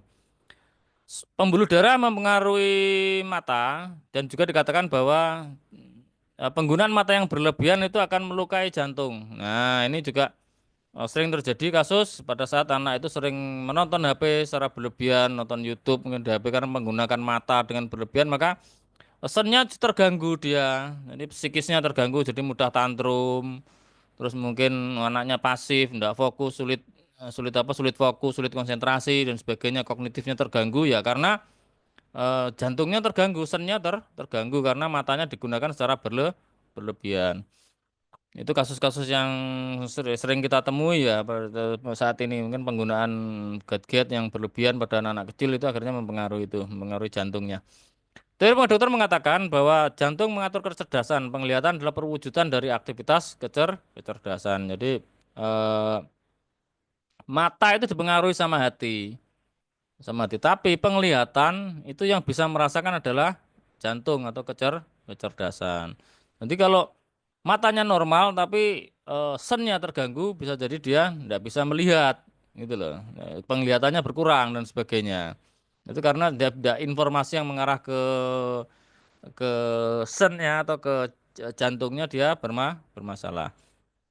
Mata adalah lubang hati, tetapi merupakan fungsi dari jantung dia. Jadi yang menyuplai apa itu mata itu memang berhubungan dengan liver ya, tapi yang menyuplai darahnya adalah jantung. Jadi tetap berhubungan dia. Terus mata sudah, pendengaran. Pendengaran bergantung pada ginjal, tetapi jantung memiliki pengaruh sejauh ia membawa ci dan darah ke telinga. Berarti telinga itu berhubungan dengan ginjal dia. Tapi yang bisa menerjemahkan info pendengaran, info suara, ini ya suara apa sih? Maksudnya ini apa sih? Nah, itu kecerdasan. Jadi betapa vitalnya gitu loh kecerdasan itu. Jadi eh, kasus-kasus tinnitus dan sebagainya itu yang selain liver yang dicurigai, selain ginjal yang dicurigai, eh, juga liver biasanya kasus tinnitus itu liver sama ginjal. Itu juga cek juga ininya, apa namanya, jantungnya perlu dicek juga. Jangan-jangan nanti kerusakannya ada di jantung karena yang menyuplai darah ke ini yang membawa ci dan darah ke telinga itu adalah jantung dia. Nah, seperti itu ininya perjalanannya. Jadi enggak cuma single aja yang apa namanya mensupport mensupport pendengaran, tapi mensupport telinga, tapi juga eh, organ lain dalam hal ini adalah jantung. Jadi fungsi fungsi fisiknya mungkin berkaitan dengan ginjal, tetapi fungsi ibaratnya softwarenya atau fungsi fungsi penerjemahnya itu dilakukan oleh kecerdasan yang dalam hal ini adalah jantung. Penciuman. Menurut kitab Swen, jadi 5 bau busuk ke hidung disimpan di paru-paru dan jantung. Jika paru-paru dan jantung sakit, maka hidung tidak dapat mencium. Nah, ini jelas ya, seperti pendengaran bahwa itu berkaitan juga dengan jantung. Jadi memang sensornya ada di paru-paru, cuma penerjemahannya ada di jantung. Menurut kitab kesulitan-kesulitan klasik atau difficulty klasik ya ini, hidung itu berkaitan dengan paru-paru. Jadi kalau ada masalah hidung, cek paru-parunya. Tetapi fungsinya bergantung kepada jantung. Jadi fungsi di sini adalah apa namanya? Yang dimaksud adalah penerjemahannya. Penerjemah atau sensasinya. Jadi yang bisa merasakan apa itu wangi apa enggak. Jadi wangi itu diterima sama hidung, tapi yang bisa menerjemahkan ini bau apa? Ini bau durian misalkan. Ini bau apa pisang, ini bau pepaya dan sebagainya. Penerjemah atau persepsinya itu ada di kecerdasan atau di sen jantung. Nah itu ya, jadi ini memang disebut sebagai raja itu ya karena dia ini seluruhnya di cover sama jantung ini. Penciuman. Terus sekarang peraba, indera pengecap, perasa dan pengecap ini ya. Perasa ini pengecap gitu lah. Nah, indera pengecap secara alami bergantung kepada jantung dan kecerdasan karena lidah merupakan cabang dari jantung. Itu ya mirip-mirip ya. Indera peraba kulit juga bergantung kepada jantung dan kecerdasan karena ia bertanggung jawab terhadap kognisi, pengaturan sensasi rangsangan dari eksternal. Jadi kalau kulit ya rangsangannya apa kalau kulit? Suhu, tekanan, atau pressure, atau tekstur. Tekstur. Jadi ini kan info sensoris. Nah, itu yang nerima kulit, tapi yang menerjemahkan semuanya adalah jantung. Terus sedikit tambahan ya untuk masalah memori ya. Jadi ada di sini fungsi memori kemarin ya, tak flashback. Ini penambahan ya. Jadi kemarin itu memori ada dua makna yang berbeda, menghafal dan mengingat masa lalu ya. Terus keduanya bergantung kepada kecerdasan meskipun dua juga pada limpa dan ginjal. Jadi tak buka dulu untuk ini ya. Apa namanya? Untuk kemarin pas apa namanya? eh update kelas stroke ya. Nah, ini kemarin itu. Jadi memori itu kan kalau di apa namanya di kelas update demensia kemarin itu kan dibedakan menjadi dua ya, memori yang declare dan memori yang undeclare. Yang declare ini adalah explicit memory, yang undeclare sama dengan implicit memory. Nah, implicit eksplisit bagi dua ya, semantik ini berkaitan dengan pengetahuan. Jadi misalkan kayak kita itu apa namanya memperoleh apa wawasan dari sekolah, pengetahuan dari sekolah, dari pendidikan-pendidikan formal dan sebagainya. Dan episodik memori ini berkaitan dengan pengalaman di masa lalu. Pengalaman di masa lalu. Sedangkan implisit kita kemarin kan sudah belajar ada prosedural. Jadi kalau kita itu sudah belajar sesuatu yang sifatnya itu prosedur, kita belajar naik sepeda. Jadi kita tidak perlu mengingat karena kita sudah mengulang-ulang terus, maka kita sudah hafal cara naik sepeda itu seperti apa, naik motor seperti apa, naik mobil seperti apa. Ya dengan mudah kita tidak perlu mengingat-ingat itu kalau sudah sering kita lakukan. Ya itu tinggal kita mau kemana otomatis tangan kita, kaki kita ya menyesuaikan. Itu namanya prosedural memory, tersimpan di otot ini. Nah, kalau kita bawa ke konteksen, ya, ke konteksen,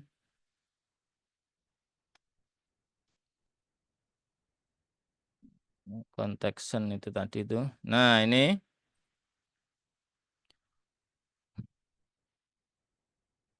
bagian y ya, bagian y dan sen. Jadi di bagian sini tuh irisan y dan sen. Ini kan kalau tidak salah kemarin intelektual ini ya, intelektual.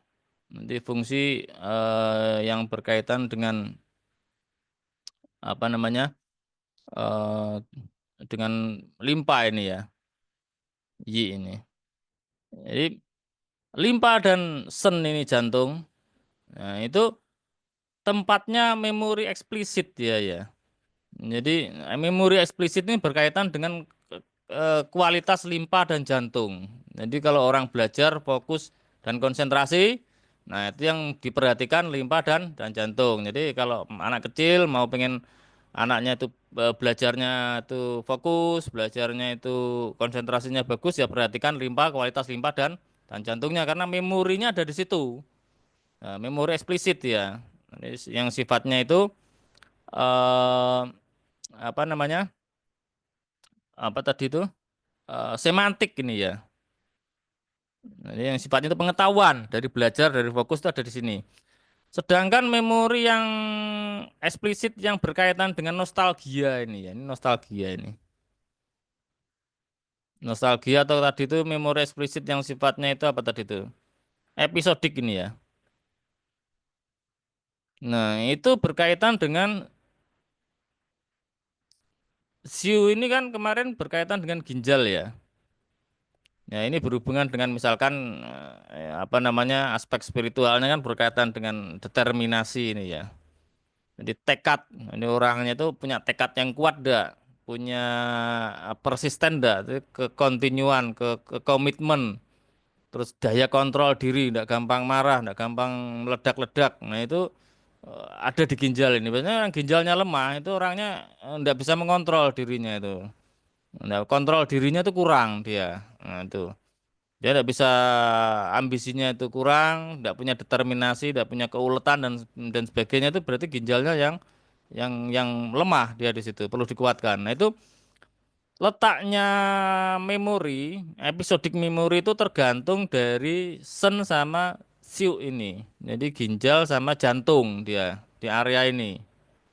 Nah, itu letaknya memori eksplisit yang episodik. Jadi yang ininya kuat tuh dia bisa gampang mengingat masa lalu. Nah, itu kalau jantungnya kuat, ginjalnya kuat tuh episodik memorinya kuat dia. Jadi bisa mengingat masa lalu dengan mudah dia. Nah, sedangkan memori implisit itu, jadi memori yang sifatnya itu prosedural bisa dan bla bla bla tadi kemarin itu bisa dilihat lagi apa namanya di eh, update demensia ya, materi tentang memori itu. Jadi yang berkaitan dengan implicit memory itu letaknya ada di jantung. Yang bukan letaknya ya, yang mempengaruhi. Yang mengontrol itu jantung dia. Jadi orang yang gampang melakukan apa namanya sesuatu yang sifatnya itu memori implisit, jadi gampang mengemudi, gampang apa itu jantungnya kuat ya berarti. Nah, itu bisa di di apa dicatat di situ. Jadi kok orang ini kok belajar mengemudi baru sebentar udah bisa, sementara yang lain sampai bolak-balik ikut kursus sana kursus sini naik mobil tidak bisa-bisa ya kemungkinan jantungnya lemah. Bisa dideteksi dari situ. Implicit memory ini letaknya atau daya apa yang mengontrol adalah jantung. Nah, itu ya.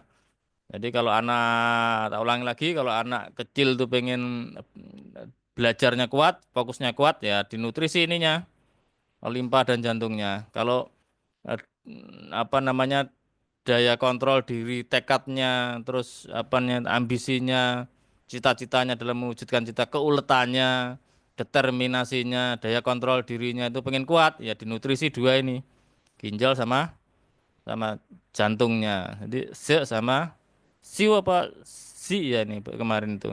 Siu kalaunya artikulasinya. Nah, dinutrisi sama sama jantungnya. Karena itu letaknya sen dan siu-nya tadi itu. Itu tentang memori ya, tambahan tentang memori. Yang terakhir tentang ini sebagai kesimpulan, cara emosi mempengaruhi jantung itu menjelaskan mengapa api jantung. Jadi sangat umum, nah, sangat umum, jadi gampang terlihat. Bahkan pada masalah emosional yang terkait dengan organ. Jadi kalau orang itu kita ngecek lidah, kalau posisinya itu seperti ini, nah ini kan posisi jantung ini di sini. Nah ini kan jantung, lihat nih jantungnya. Ini merah di sini, merah atau mungkin ada lekukan atau mungkin apa namanya ada garis jantung itu biasanya ini loh, ada garis yang lurus ke sini, memanjang ini, vertikal ini, terus lidahnya itu panjang kayak lidah apa tuh kayak lidah anjing. Nah itu bisa disimpulkan orang itu bermasalah ininya jantungnya. Ciri-ciri jantung itu lidahnya itu. Jadi ininya merah, memanjang, bentuknya itu memanjang, lidahnya pewanjang, kayak kayak maaf kayak lidah anjing. Terus ada garis vertikalnya di sini, kayak semacam kayak garis tengah lidahnya itu lurus dari belakang, dari pangkal lidah menuju ke ujung lidah kayak gini. Nah itu cek kondisi kondisi mentalnya. Nah kalau ini kita ambil dari bukunya Barbara ini ya. Itu kita lihat. Orang ini tuh simptomnya inability to open her eyes, jadi tidak bisa membuka mata ini. Terus sering nyeri di bagian frontal ya, nyeri kepala di bagian frontal. Iritabilitas, mudah tersinggung. Ya, bentar-bentar marah, bentar-bentar marah, gampang marah. Depresi, putus asa, depresi. Ya. Inability to sleep through the night, jadi insomnia, kesulitan tidur orang ini. Itu gejala-gejalanya. Terus secara diagnosa menurut medis dia ini kompulsif neurosis ya. Kompulsif neurosis ini kalau orang apa aja kalau bangsanya tuh bergerak tangannya tuh kayak tremor gitu loh. Jadi bukan tremor ya. Ini gerakan-gerakan yang nggak bisa ditahan. Jadi misalkan kayak garuk-garuk, kayak menggerakkan bahu ke atas. Terus apa itu kepalanya itu sering gerak aja kayak orang teler gitu. Nah, itu namanya kompulsif neurosis ya. Dia enggak bisa menahan untuk melakukan gerakan sesuatu. Kalau ditahan dia sakit, nyeri. Nah, itu namanya kompulsif neurosis. Ini ciri-ciri lidahnya ya ini panjang, terus red very pointed tip, jadi merah, terus sangat runcing. Ini selaputnya hampir tidak ada kering, kering selaputnya, putih kering ya, hampir tidak ada ini ya.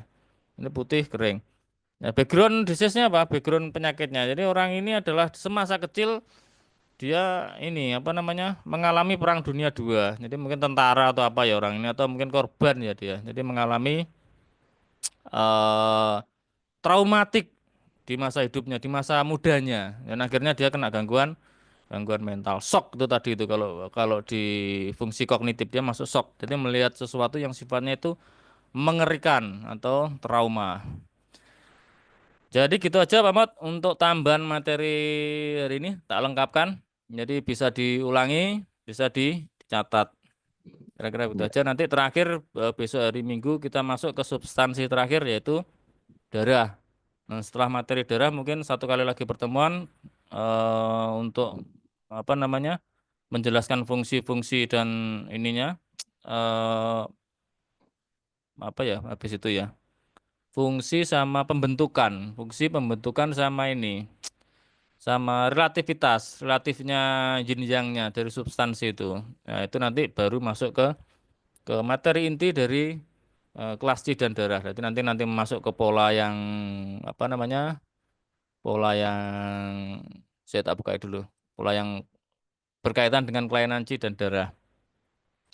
Nah, pola-polanya apa nanti baru masuk ke ini. Misalkan pola yang berhubungan dengan kekurangan C dan darah. Ini pola pertama. Nanti banyak ini kasusnya.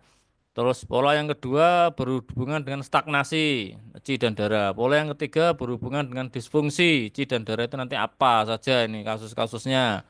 Dan pola yang berhubungan dengan pendarahan. Jadi 4 pola ini nanti berisi banyak kasus di dalamnya. Rata-rata ada 4 sampai ada 5 sampai 6 atau 4 sampai 5 kasus di dalamnya ini. Nanti kita bahas satu persatu. Jadi pada saat kita mengamati kasus, misalkan kok orangnya itu sering mengalami pendarahan atau mungkin darahnya tuh apa itu gumpal-gumpal ada clots di situ atau mungkin ada semacam kayak spider vein. Nah, itu kita dengan mudah mengenali itu.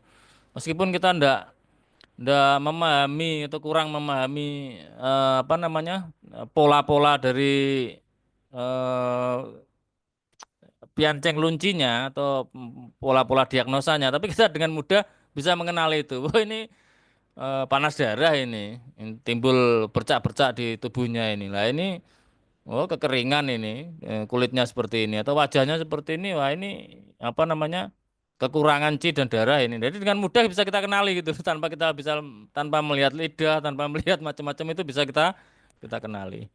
Nah, itu nanti kita bahas di materi intinya. Jadi materi substansi ini nanti tetap pada saat kita membahas pola-pola yang ada di belakang itu nanti kita dengan mudah kita sudah punya bekal. Oh, C itu ini loh. Ini sesuatu yang sifatnya itu mengalami agregasi. Oh, ternyata ini loh, ternyata ini loh. Nanti kita bisa dengan mudah memahami. Kira-kira begitu saja Pak Mot pemaparannya cukup setengah jam ini ya, 30 menit. Ya, tak kembalikan ke Pak Mot. Ya, terima kasih pada Sensei Nilambara untuk membersamai kita pada malam hari ini untuk mengupas pertanyaan dari rekan-rekan. Tadi ada 6 lebih ya, mungkin mendekati 10, sekitar 8 atau 9 tadi pertanyaan yang mengupas antara materi pertama dan kedua. Jangan lupa kepada rekan-rekan untuk besok malam Senin atau Minggu sore kita mengadakan lagi Zoom yang ketiga, materi yang ketiga nanti. Eh, Jangan lupa ini apa untuk menyiapkan pertanyaan juga. Karena ini nanti akan kita bahas atau pengumpulan pertanyaan-pertanyaan nanti kita bahas ke sesi curhat yang berikutnya. Jadi di sisi lain kita dapat materi, tapi bisa khusus untuk pertanyaan-pertanyaan antara materi 1 dan 2. Maksudnya setelah penyampaian 2 materi, kita adakan sesi pembahasan pertanyaan. Jadi supaya tidak lupa oleh teman-teman untuk belajar yang kemarin-kemarin. Oh, saya mau tanya ini jadi masih ingat. Kayak tadi saya spontanitas ingat ketika materi yang pertama paling ujung malah keinget itu. Atau gini Mungkin Pak Mat, ya. untuk apa sesi curhat ke depan ganti pemateri yang tanya. Gimana Pak Mat? Masa dikasih Kayaknya pertanyaan terus? Sekali-kali pengen tanya lagi iya, nih. paling-paling yang masuk cuma 1, 2, atau 3 orang admin, sinsenya sama moderator. Kita coba Ahmad ya, gantian ya. Ini tak kasih pertanyaan aja banyak-banyak lah, 5 aja mungkin apa 4 atau 5 atau 6 gitu aja lah. Nanti siapa ya kemarin di ranking dulu Pak Ahmad. Nah, untuk Oh pertemuan ke ya, depan tapi pertemuan apa iya, namanya? iya. Nah, nanti gantian. Nanti Jadi pertemuan berikutnya kita ganti boleh, pertanyaannya boleh. dari peserta gitu loh. Nah, jadi berarti nganu merangkum materi-materi yang sudah Ya, no, yang disampaikan. sudah. Tapi tetap boleh Heeh, tanya, peserta boleh tanya. iya, iya. Tapi Berarti diutamakan pertanyaan narasumber dulu. mm, berarti setelah itu kan dibahas kan, berarti Ya, ada tetap pembahasan dari dibahas. Ya pertanyaan. kayak dulu itu. Oke, oke. Kuis. Oke, lanjut Heeh. Ahmad. Dari teman-teman jangan takut, dari pertanyaan itu cuma nanti ada pilihan ganda, bisa. Pilihan ganda aja. Mm-mm. Jadi tidak usah ketakutan, nanti malah pobi kan, jangan.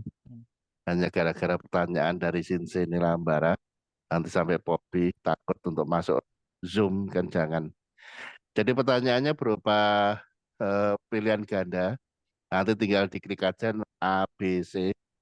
Nanti kan terlihat ketika di terakhir eh, benernya berapa, salahnya berapa, nilainya berapa. Itu nanti ketahuan. Nah, nanti masalah nilai yang paling bagus nanti kan ketahuan siapa. Dia berhak menyandang juara. Katanya gitu. Berhadiah apa Pak Ahmad? Kaos kaki. Kaos kaki, lorek-lorek. Wis Hmm, terserah Bumin itu kalau dia. oke, Oke nanti Pak Ahmad, biar sip. terus. Mungkin itu yang bisa kita bersama pada malam hari ini, sesi curhat bersama Since. Semoga ini bisa memberikan manfaat dan bisa memberikan tambahan wawasan kepada teman-teman semua yang ada di room ini. Ada salah kata dari kami, dari Sinse ataupun kami dari moderator, banyak salah, kami mohon maaf yang sebesar-besarnya. Wabillahi taufiq wal hidayah. Wassalamualaikum warahmatullahi wabarakatuh. Waalaikumsalam warahmatullahi Waalaikumsalam wabarakatuh. warahmatullahi wabarakatuh. Dimatikan Pak Ahmad ininya rekamannya. Rekaman